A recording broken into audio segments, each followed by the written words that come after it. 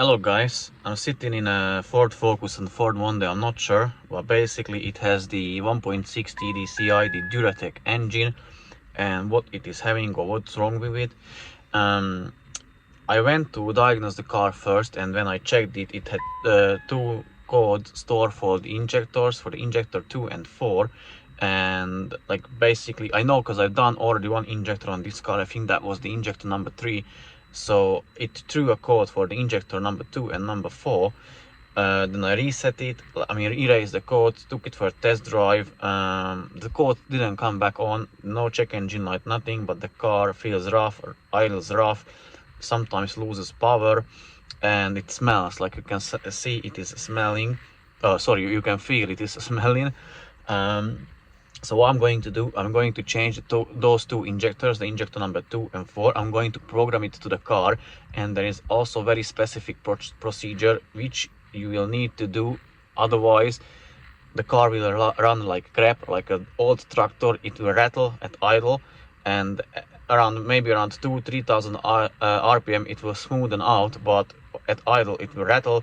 You will have high fuel consumption, and I will tell you why. I will explain that and show you everything basically.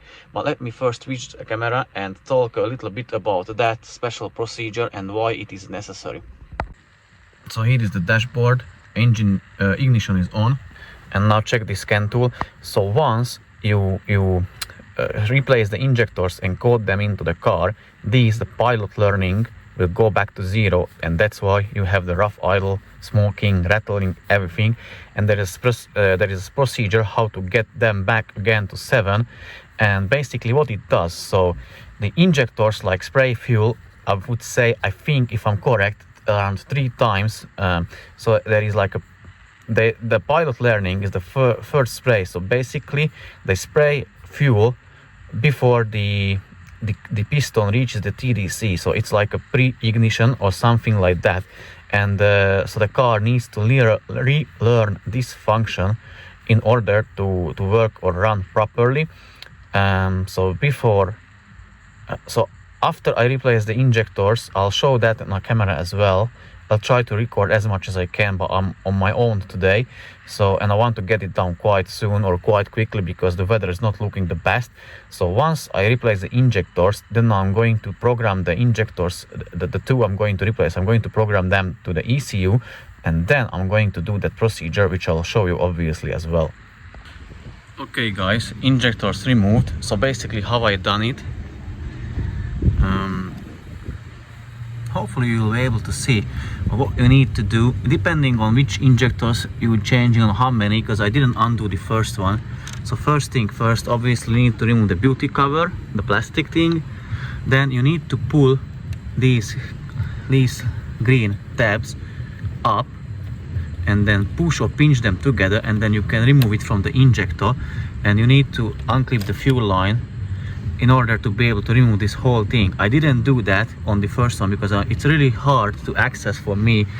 I would need to remove this pipe, but I'm not changing the first, so I didn't remove it. But basically how you do it, then you can unclip the injector wiring harness.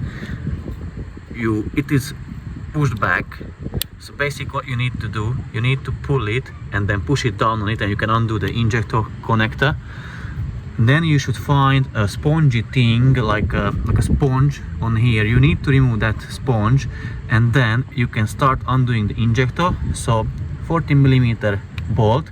As you can see, I used a zip tie on there so the bolt doesn't fall down there and I don't need to find it later. So that's a good tip in my opinion. That's one thing. And then here is the bolt. So that is an E12 socket. You need an E12 socket for that. And then you can remove the bolt, remove the clamp, and basically then you can wiggle out the injectors, which I'll show you in a minute. So here are the two old injectors. I marked them because I want to know, or I need to know, because of the numbers. There are numbers on the top of them. Yeah, let me turn it around. You see that number starting with A2HHHF.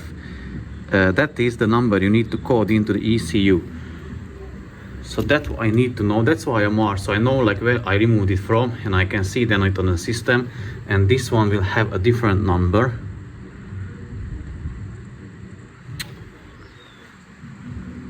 Yeah, as you can see. So basically what you need to do, you only need to transfer this plastic ring from the old one to the new one. You are the copper washer is supported or supplied in the new kit. So basically the installation is the reversal of the removal. Install it, tighten it, connect everything back, and then you need to code it to the car and do the relearn procedure, and then I'll show you that later in the video.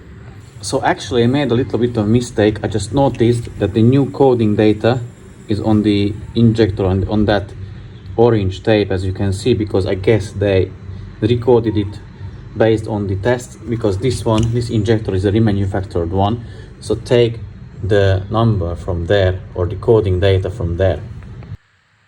So I've changed the injectors, and as you can see, I'm in the coding menu, injector coding menu of the scan tool, and I'm going to change the coding factors or values of the injectors only for the second and for the fourth, because those were the two I've changed.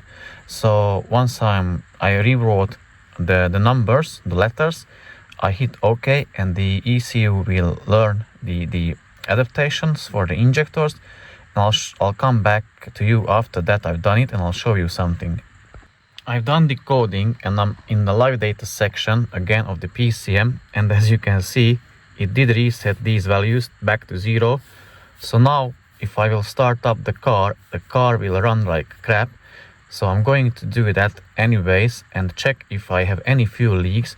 If not, then everything is good, and then I'm going to do that special procedure which gets these numbers back to number 7 when they were before, so the car and everything will be okay.